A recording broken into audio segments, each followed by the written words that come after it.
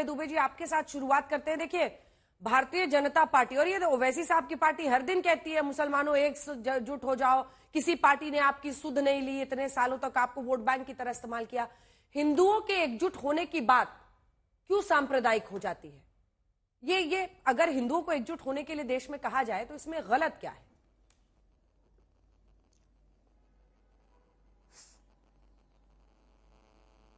अभय जी जी अंजना जी, मुझसे पूछा आपने? जी जी जी जी हेलो जी, आवाज आ रही है सर? हाँ जी, आ रही है। बोलिए बोलिए। अंजना जी, भारतीय जनता पार्टी का राष्ट्रीय स्वयंसेवक संघ का मुख्य उद्देश्य क्या है? मैं एक छोटा सा आपको उदाहरण देता हूं। राष्ट्रीय स्वयंसेवक संघ के मुखपत्र ऑर्गेनाइजर ने लिखा, कर्नाटक चुनाव के बाद मोदी करिश्मा and Hindutva not enough to win polls. वो कहते हैं कि मोदी जी का और मुखड़े और दुखड़े से चुनाव नहीं जीत सकते और सिर्फ हिंदुत्व से चुनाव नहीं जीत सकते। इसका आशय साफ था कि राष्ट्रीय स्वयंसेवक संघ के लिए हिंदुत्व सिर्फ एक चुनावी मुद्दा है और सत्ता की सीढ़ी चढ़ने के लिए हिंदुओं के पीठ पर पैर रखकर भारतीय जनता पार्टी और राष्ट्रीय स्वयंसेवक संघ सत्ता तक पहुंचना चाहता है। आज पीड़ा क्या है भारतीय जनता पार्टी को? पीड़ा यह है कि राहुल गांधी जी ने दलित अस्मिता का प्रश्न न सिर्फ खड़ा किया, बल्कि एक उम्मीद भी दलित अस्मिता की दलित समाज के मन में जागृत कर दी। भारतीय जनता पार्टी ये षड्यंत्र सिर्फ इसलिए कर रही है कि वो चाहती है कि कास्ट सेंसस नहीं कराएं, क्योंकि भारत एकमात्र देश है समूचे विश्व में जिसने अपने सेंसस नहीं कराए कोविड के बाद, और सिर्फ इसलिए नहीं कराए, चुनाव के पहले भी इसलिए नहीं कराए कि अगर कराते तो राहुल गांधी जी ने जातिगत जनगणना का प्रश्न खड़ा किया था, वो कराना पड़ता। मैं पूछना चाहता हूं भारतीय जनता पार्टी से, क्या 15 करोड़ हिंदू परिवार नहीं थे मोहन भागवत साहब जो फसलों के दाम मांगने के लिए दिल्ली के दरवाजे पर आए थे, लखीमपुर के मैदान में आए थे, जिन्हें जीप से रौंद कर मार डाला गया? तब आपने ये प्रश्न खड़ा नहीं किया। तब ये प्रश्न खड़ा नहीं किया जब 84% हिंदुओं की आमदनी कम हो गई, 12 करोड़ हिंदुओं के रोजगार के अवसर छीन लिए गए, एक धन्ना सेठ 1600 करोड़ रुपए रोज कमाता रहा और किसानों की आमदनी 27 रुपए हो गई। तब ये आपने प्रश्न समाज में खड़ा नहीं किया। जब अग्निवीर के नाम पर हिंदू समाज के लोगों का दमन किया गया, तब उनको सिर्फ 4 साल में रिटायर कर देने का कार्यक्रम बनाया, जिस पर सेना ने खुद कहा कि हम चौंक गए थे जब ये योजना लेकर आए। तब आपने ये हिंदू अस्मिता का सवाल खड़ा नहीं किया। हिंदू अस्मिता का सवाल खड़ा करते हैं जब आप चुनाव में 240 सीट पर आ जाते हैं, जब प्रांत दर प्रांत अब चुनाव हारने की संभावना सामने आती, तो आपको हिंदुओं के एकजुट होने का सवाल दिखता है। प्रधानमंत्री जी और मोहन भागवत साहब, मुझे बताइए, आप पाकिस्तान हमारे यहां आतंकी हमले कराता है, जयशंकर प्रसाद साहब पाकिस्तान जाते हैं, कुछ दिन पहले बांग्लादेश को लेकर आप कह रहे थे कि हिंदुओं का कत्लेआम हुआ, मतलब गृह मंत्री साहब का बेटा बांग्लादेश को क्रिकेट खिलाए, क्रिकेट का मैच का लुत्फ उठाते हैं आप, और यहां हिंदू अस्मिता का प्रश्न खड़ा करते हैं। देश के प्रधानमंत्री और एकमात्र प्रधानमंत्री हैं जो पाकिस्तान दिवस पर पाकिस्तान को बधाई देते हैं, जो बंटवारे का, जिस दिन 23 मार्च 1940 को बंटवारे का प्रस्ताव पास किया गया था, उस दिन को पाकिस्तान दिवस मनाते हैं, और यहां पर आप वैमनस्य फैलाते हैं इस नाम से। हिंदू अस्मिता से आपका लेना देना नहीं है, सिर्फ सत्ता से आस्था है, इसलिए ये आप राजनीतिक वक्तव्य है। मैं मानता ही नहीं हिंदुओं के एक होने की बात। अगर हिंदू अस्मिता जागृत नहीं हुई होती तो अयोध्या से ये नहीं हारते, चित्रकूट से ये नहीं हारते, रामेश्वरम से नहीं हारते, सालासर बालाजी से नहीं हारते, खाटू श्याम से नहीं हारते। तो हिंदू समाज भी ये जागृत अवस्था में समझ गया है कि हम अगर एक साथ रहेंगे तो हिंदुस्तान की प्रगति होगी, अगर बांटा जाएगा तो सिर्फ भारतीय जनता पार्टी की सत्ता पोषित होगी, और वो सत्ता कुछ मुट्ठी भर लोगों के हित साधने के लिए है। ये हिंदू समाज भली भांति अब समझ गया है। तो अब झांसे में आने वाला नहीं है। सुधांशु जी जुड़ेंगे हमारे साथ। राष्ट्र के संदर्भ में जी से मैं प्रश्न करूंगी, लिखते बाबा साहब अम्बेडकर, बस वो फोन का लिखते वेट कर रहे हैं। हिंदू राज्य अगर हकीकत बन गया तो ये एक आपदा होगी। हिंदुत्व स्वतंत्रता, समानता और भाईचारे के लिए खतरा है, ये मैं नहीं कह रहा हूं, ये बाबा साहब अम्बेडकर ने कहा था। तो ये अम्बेडकर साहब के खिलाफ, दलित अस्मिता के खिलाफ बढ़ाया जाने वाला एक बड़ा कदम है। ये देश के समाज के अंतिम पंक्ति में खड़े हुए लोगों को ये बात स्पष्ट रूप से अब समझ आ गई है। ठीक है, मुझे लगता है अभय जी को आवाज ठीक से नहीं जा रही है, प्लीज इंश्योर कीजिए ठीक से आवाज जाए। सुधांशु जी को आवाज जा रही है क्या? आप अभी तक सुधांशु जी जुड़े नहीं हमारे साथ, लेकिन अभय जी मेरा प्रश्न आप ही से है, जिसके बाद मैं अन्य मेहमानों के पास जाऊंगी। आपकी नजर ओबीसी वोट बैंक पर है जो पूरी तरह से बीजेपी की तरफ 14 और 19 में शिफ्ट कर गई थी। 24 में आपने कुछ हद तक एससी, एसटी, दलित सबको आपने अपनी तरफ करने में ओबीसी कामयाबी हासिल की। क्या यही वजह नहीं है कि आपको लगता है कास्ट सेंसस ही वो मुद्दा है जिस पर हम ये हिंदू ध्रुवीकरण जो बीजेपी करती है उसकी काट कर सकते हैं और फिर चुनाव जीत सकते हैं? आपके लिए भी तो एक पॉलिटिकल प्लॉय है ये।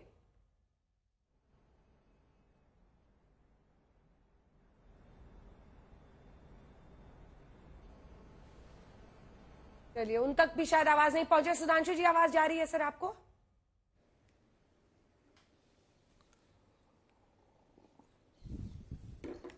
सबके शाम के आवाज चाय पीने का टाइम है सबका दरअसल, इसीलिए कनेक्ट होने में दिक्कत हो रही है। मैं वारिस पठान साहब आपके पास आना चाहती हूँ। वैसी साहब को जहां बात हो हिंदू एकजुटता की, फौरन उनको परेशानी होने लगती है और आपके मुखिया जो है सो आ जाते हैं सामने अपनी बात रखने। लेकिन आप रोज कहते हैं कि देश के मुस्लिमों जाग जाओ, देश के मुस्लिमों आपको वोट बैंक बनाया जा रहा है, देश के मुसलमानों आपके साथ ये अन्याय हो रहा है। वो वोट बैंक नहीं है, वो वोट बैंक पॉलिटिक्स नहीं है, वो सांप्रदायिकता नहीं है। बीजेपी हिंदू एकजुटता की बात करे तो गलत है। वारिस साहब, देखिए अंजना जी, कल मोहन भगवत ने कहा भारत हिंदू राष्ट्र है, तो मेरे को तो अभी मालूम पड़ा कि भारत हिंदू राष्ट्र बन गया। ये कब हुआ, कैसे हुआ, कुछ पता ही नहीं चला। क्या मोदी जी ने इसको एंडोर्स किया है कि भारत हिंदू राष्ट्र है? क्या पार्लियामेंट में कोई पास हो गया, कोई ऑर्डर आ गया, क्या हो गया, पास हो गया? किसी को नहीं पता, लेकिन वो बोल रहे। तो ये लोग इस तरह से एक भ्रम फैलाते, एक झूठ फैलाते। बात नंबर 2, अब 10 साल से हिंदू खतरे में है, चल रहा है। देश के प्रधानमंत्री मोदी, योगी जी, देश के होम मिनिस्टर थे अमित शाह जी, फडणवीस जी, वहां के इतने बड़े हिंदुओं के ये हेमंत बिस्वा शर्मा जी है, इतने सारे लोगों के होते हुए अगर हिंदू खतरे में है तो मेरा ये बोलना है कि आप तमाम रिजाइन कर दो ना। फिर आपकी वजह से अगर हिंदू को समर्थन नहीं मिल रहा, सपोर्ट नहीं, तो आप रिजाइन कर देना चाहिए। बात नंबर 3, हिंदू कैसे खतरे में आ सकता है? जिस देश की आबादी 80% हिंदू लोग है, जिसका प्रधानमंत्री Hindu, home minister Hindu, defence minister Hindu, top bureaucrats में लोग जो बैठे हुए वो हिंदू है, तमाम ये सब लोग हिंदू। उसके बाद भी ये लोग का ऐसा बोलना है कि हिंदू खतरे में, ये सरासर झूठ और भ्रम फैलाने वाली, नफरत फैलाने वाली राजनीति है।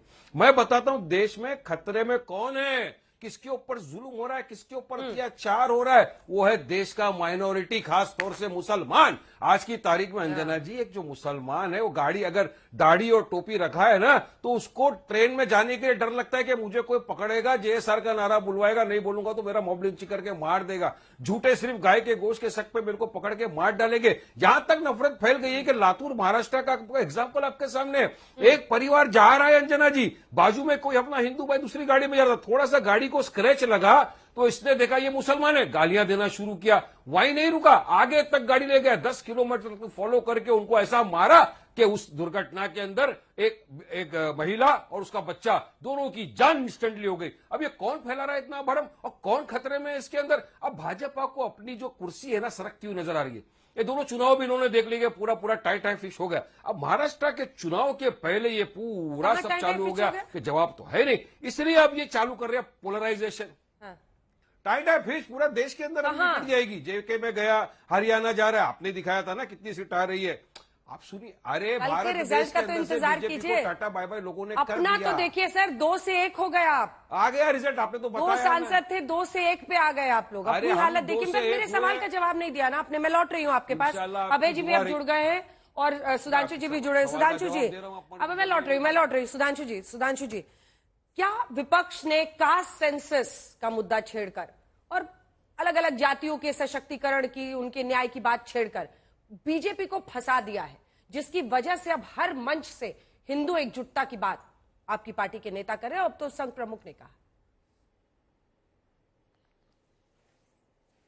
अंजना जी, एक तो मैं कहूंगा अपनी टीम से कहा करिए कि पहले फोन पैच करके रखें। 6-7 मिनट लगा दिया उन्होंने फोन पैच करने में। बिल्कुल, मैं इंश्योर करूंगी। मैं ये कहना चाहता हूं जो आपने, अब देखिए प्रश्न जो आपने पूछा है, 2014 के बाद हिंदू खतरे में आया ऐसा नहीं है। वारिस पठान साहब और अभय दुबे जी दोनों कहना चाहता हूं, 2014 के बाद उसने खतरे को समझना शुरू किया है। इससे पहले तो माना जाता था बस आराम से बढ़ते रहो, कटते रहो, खत्म हो जाएगा। और कास्ट सेंसस की बात तो मैं कहना चाहता हूं, आरक्षण केवल तभी बचा रहेगा जब हिंदुत्व मजबूत रहेगा। और यह बात मैं पूरी ईमानदारी से कहता हूं, इन लोगों की दौरे हुकूमत में अलीगढ़ मुस्लिम यूनिवर्सिटी से SC ST OBC का आरक्षण साफ, जामिया मिलिया इस्लामिया से SC ST OBC का आरक्षण साफ, कश्मीर को कहा गया यह मुस्लिम मेजॉरिटी स्टेट है इसलिए SC ST OBC का आरक्षण साफ, पश्चिम बंगाल में सो कॉल्ड माइनॉरिटी अपीजमेंट ऐसा हुआ कि 91 जातियों को जोड़ा गया ओबीसी में, जिसमें 85 मुस्लिम, 85 91 में। और यदि वो हिंदुत्व में विचार रखने वाली सरकार का ओबीसी कमीशन न होता और उसको संवैधानिक दर्जा न प्राप्त होता जो मोदी जी ने दिया था, तो वो सवाल ही नहीं पूछ सकता था। तो 91 में 85 इंक्लूड हो जाते। और मैं बताता हूं कैसे आरक्षण खाया जाता है।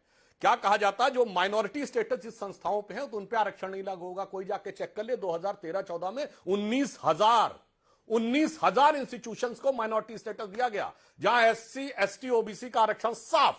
हमारी सरकार ने 2019-20 में कभी 14 दिए, कभी 15 दिए, कभी 100 दिए, जेन्युइन दिए। जो जेन्युइन माइनॉरिटी संस्था उसको दीजिए। ये धड़ाधड़ सबको देते चले जा रहे हैं, इसलिए समस्या है।